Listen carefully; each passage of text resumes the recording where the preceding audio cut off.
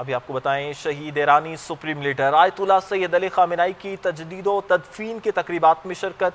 वज़ीर आज़म शहबाज शरीफ पाकिस्तान से ईरान के लिए रवाना हो चुके हैं। नायब वज़ीर आज़म और वज़ीर ख़ारजा इसहाक़ डार, वज़ीर इत्तलात अता तारड़ और स्पीकर कौमी असम्बली अयाज सादिक भी वज़ीर आज़म के हमरा हैं।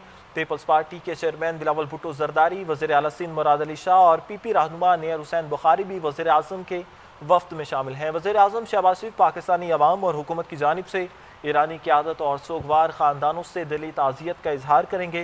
गम की इस घड़ी में बरादर ईरानी कौम के साथ पाकिस्तान की मुकम्मल यकजहती का भी अयादा करेंगे। बाद अज़ा वज़ीर आज़म शहबाज शरीफ अपने 2 तरफ़ा दौरा तुर्किया के लिए तेहरान से इस्तांबुल रवाना होंगे।